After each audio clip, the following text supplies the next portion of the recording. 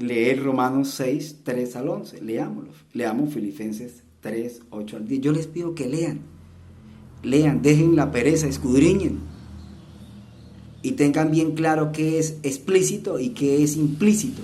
Implícito e implícito significa que las cosas no las encuentra usted por encimita, debe profundizar. La corbata no está por encima.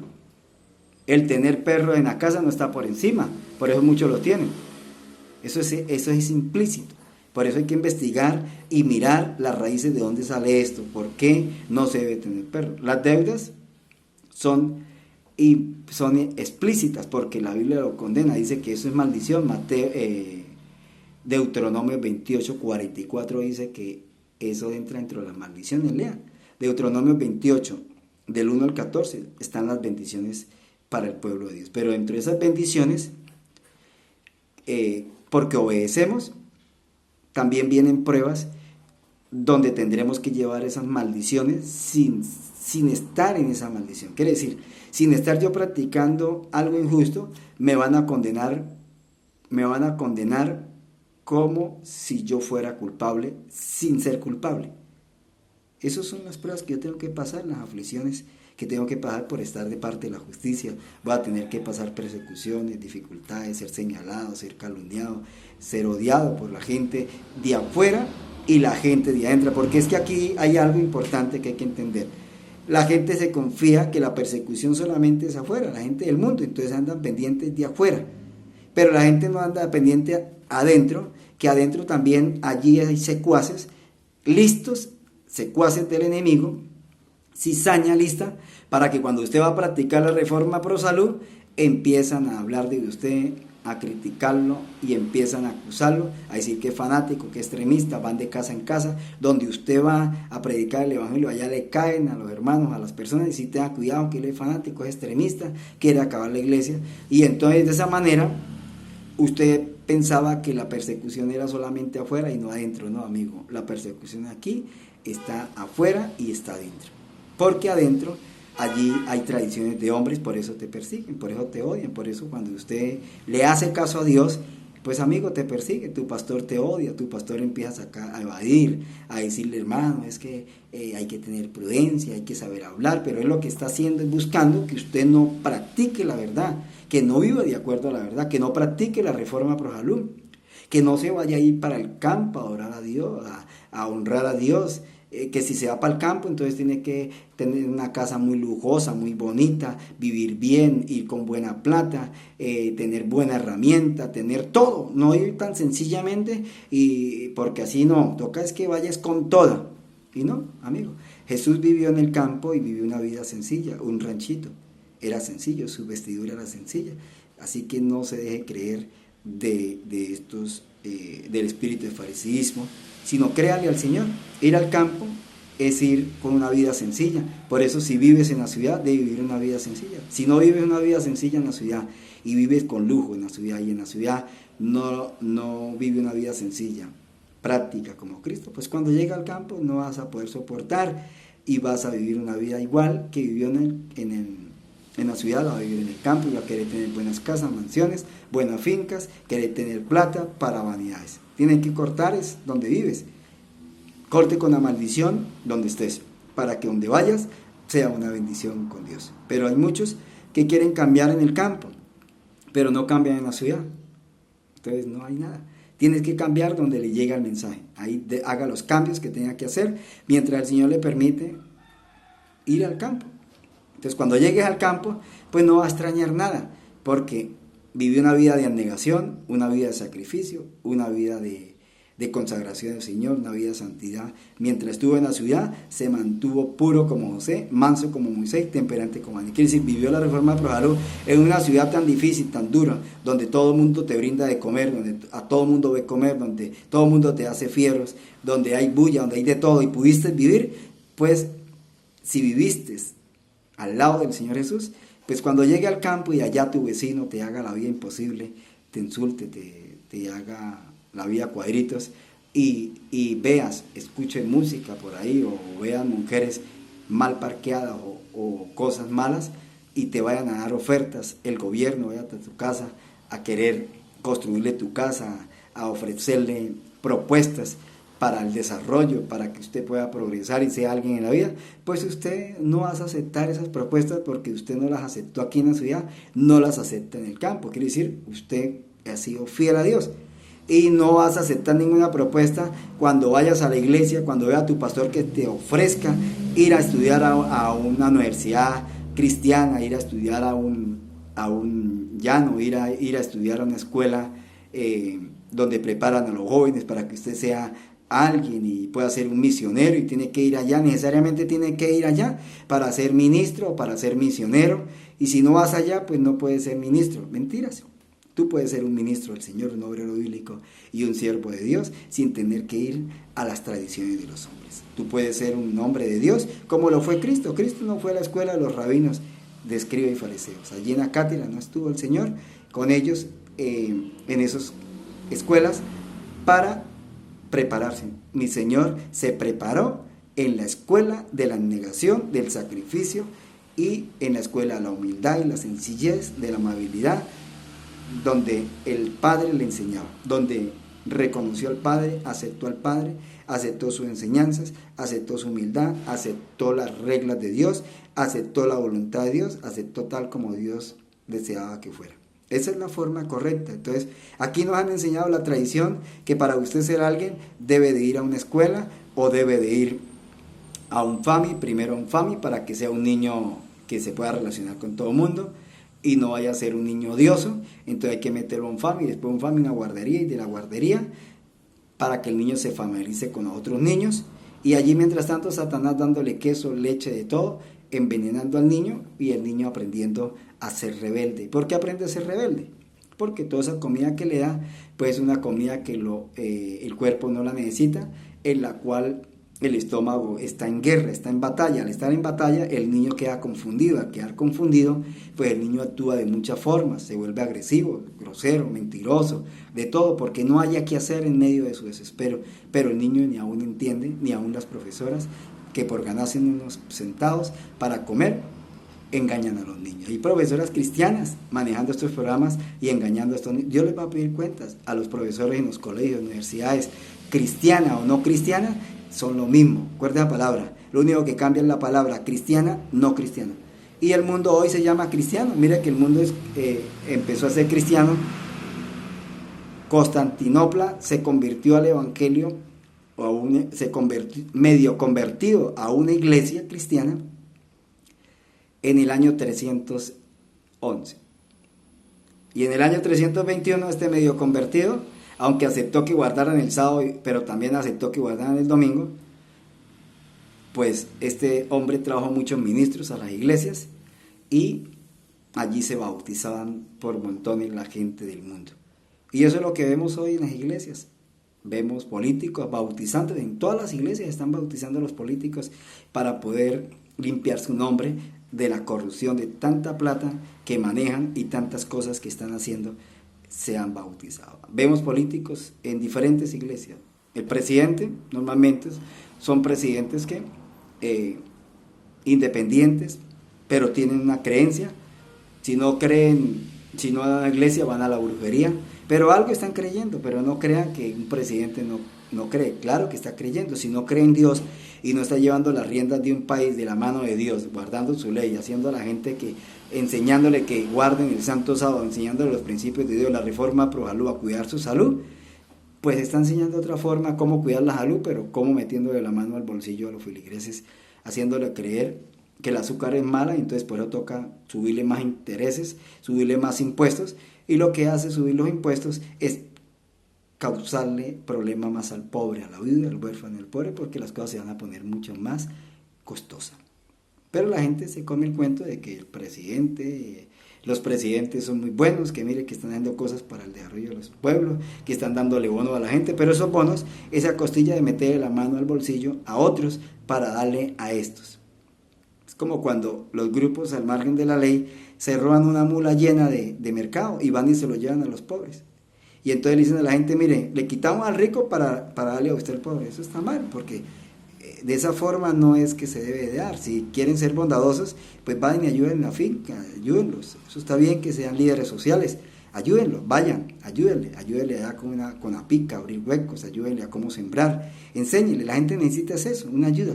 No necesita que usted le traiga cosas robadas a la gente y la gente se acostumbre a recibir cosas robadas y a justificarlas que tenían que quitarle al rico para darle al pobre. No, así no es.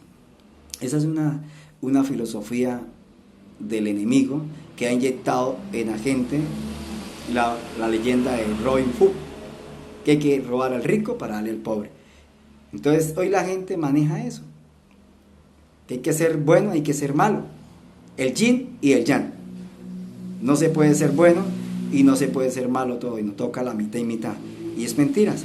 Sí se puede ser justo, porque Cristo fue justo, Cristo es mi ejemplo, Cristo es mi único ejemplo a seguir, y Cristo me motiva cada día más a saber que sí se puede vencer el pecado con la ayuda de Él. Todo lo puedo en Cristo, que me fortalece. Sí se puede vencer todas las tentaciones del mundo. Claro, Cristo fue tentado 1000 veces y no le cedió a Satanás, porque Cristo tenía bien claro las cosas del mundo, a través del Torah, a través de la Biblia, de la palabra, el conocimiento, la oración, en la vigilia. Por eso vemos a Cristo orando, a un Jesús orando, clamando. Vemos a un Jesús compasivo, misericordioso con todo el mundo, pero orando, clamando, pidiendo por todos. Porque la clave era orar, y la clave de orar es clamarle a Dios, pidiéndole fuerzas al Padre, pidiendo fortaleza para vencer el pecado. Pero pedir para vencer, no pedir para seguir en el pecado, porque hoy la gente ora mucho. En las iglesias oran muchísimo y piden semanas de oración, pero para seguir pecando. Oran para seguir con las mismas vanidades, no quitan las vanidades. Ejemplo, las mujeres oran una semana de oración y traen el mejor evangelista y le pagan hasta hotel, lo más caro, la mejor comida, y le dan las mejores ofrendas a este líder o pastor de cualquier iglesia. Lo mandan a traer de cualquier país y tiene una semana de conferencia, de reavivamiento y reforma y de oración. Y entonces las personas cantan, pero no, pasó la semana y la hermana se quitó los aretes, no, la hermana se quitó la pintura, no, se dejó de pintar tampoco, se dejó de pintar el pelo, no, el hermano dejó de pintar el bigote, el hermano dejó de hacerse los cortes como ñero, tampoco, todos los cortes de ñero se los hacía. Dejó de pintarse la barba porque estaba blanca, tampoco. Dejó de ser vanidoso, ¿no? Mentiroso, ¿no? Adúltero, fornicario, agresivo, odioso, envidioso, peleón. Dejó de comer las cosas que el mundo le ofrece, no. Pero tuvieron la semana bonita y bonito y muy bueno, buen evangelista para los jóvenes, buen evangelista para los clubes, buen evangelista este pastor. No, este pastor hay que volverlo a llamar otra vez, pastor, ¿cuándo vuelve aquí? Bienvenido. Porque la gente lo que quiere es traer conferencistas para tener conocimiento nomás, pero seguir en la misma, no cambiar, no dejar al Espíritu Santo entrar en su mente, en su corazón. Eso es lo que vemos en todas las iglesias. Entonces Cristo tenía claro, por eso no entró en la escuela de los rabinos, porque él sabía que allí las tradiciones de los hombres predominaban, y no contaminó su mente, ni fue un mal ejemplo para que nadie dijera, oye, Cristo fue allá a la universidad, ¿y por qué tú no vienes? No, lo dejó claro, para que nadie diga que Cristo fue a la universidad y que tenemos que ir a una universidad y que tenemos que ir a una escuela y que es una obligación, que para saber escribir, para ser Cristo supo escribir, supo leer, y su padre le enseñaron y no tuvo que ir a la universidad. La escuela fue sus mismos padres, sus mismos protectores, los mismos guardianes eran sus papás consagrados, viviendo una vida santa al lado del Padre, del Hijo, del Espíritu Santo, y el ángel dejó acampa alrededor de los que le teman.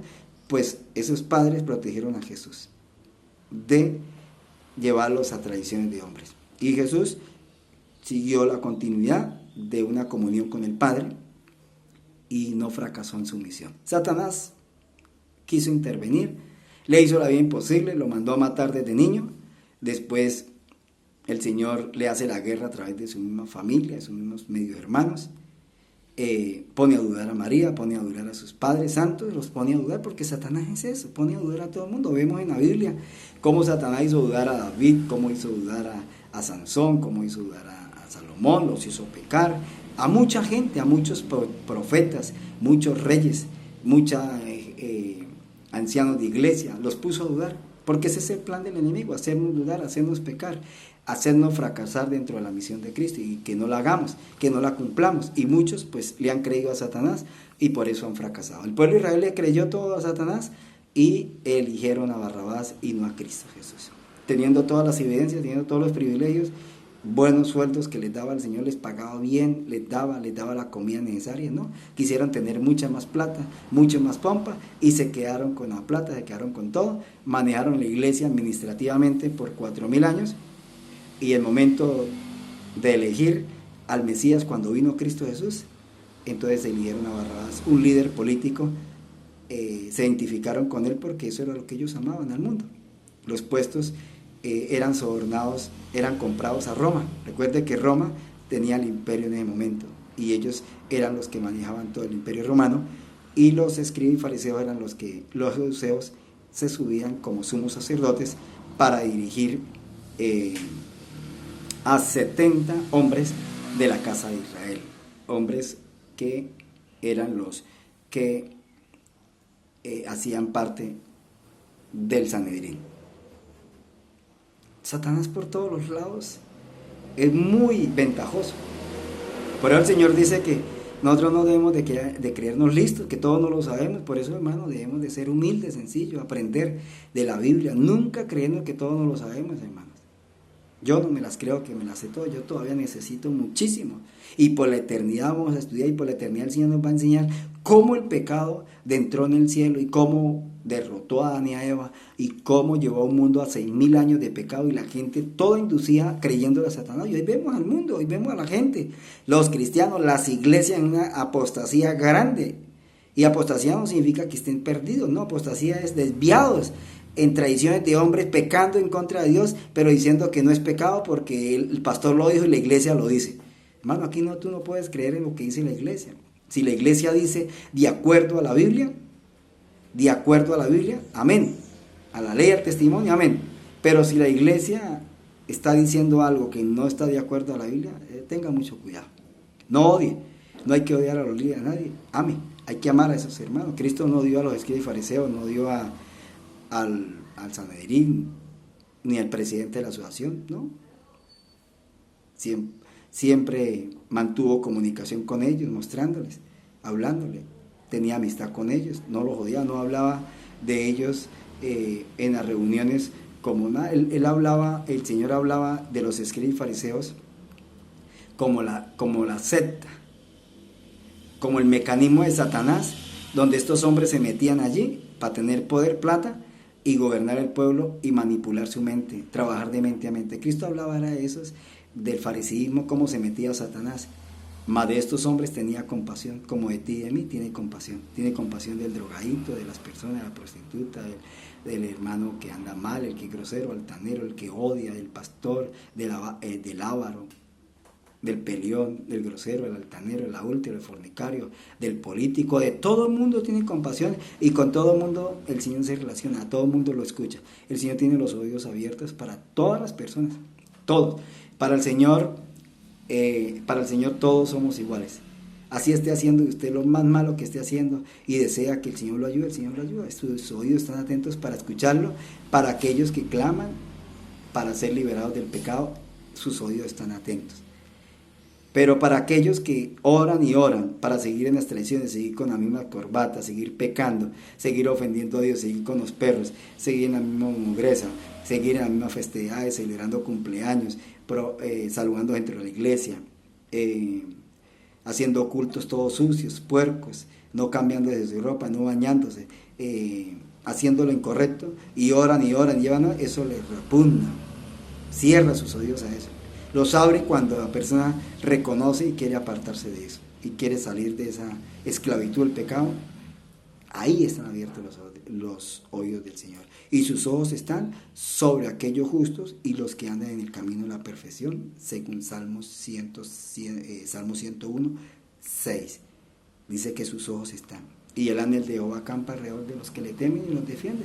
Quiere decir que el Señor protege a sus hijos, le pone una protección a sus hijos.